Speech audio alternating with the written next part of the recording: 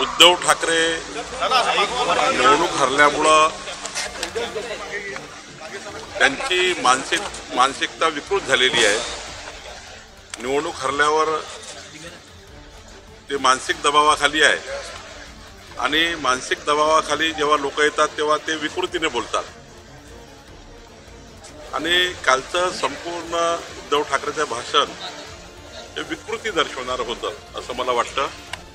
त्यामुळं आता महाराष्ट्राची जनता आणि मुंबईची जनता उद्धव ठाकरेंना काही सिरियस घेत नाही, म्हणून ते गरड ओकतायत, गरड ओकू बोलतायत आणि महाराष्ट्राच्या जनतेला कळलं आहे की कोण खरं आणि कोण खोटं। काल त्यांचा पूर्ण रोग शिंदे सेनेऐवजी भाजपवर दिसला, त्यांनी रणनीती ठरवली भाजपला टार्गेट। आता भाजपाच टार्गेट याच्याकरता आहे की 51% मतं घेण्याची क्षमता भाजपा महायुतीमध्ये आहे आणि जेव्हा मोठा पक्ष होतो, जेव्हा क्षमता मोठी असतं त्यांनाच लोक टार्गेट करतात।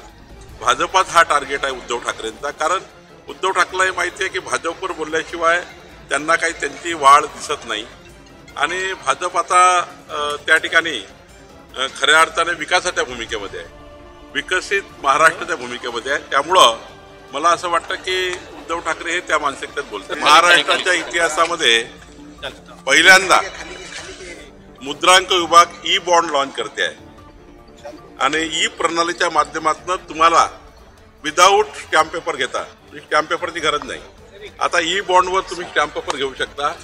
राज्यातला हा सर्वात मोठा ऐतिहासिक निर्णय आहे। माननीय मुख्यमंत्री देवेंद्र फडणवीसचं सरकार, आमचं सरकार ई बॉन्डवर आलेलं आहे, त्यामुळं एक मोठा निर्णय आपण त्या ठिकाणी घेतलेला आहे।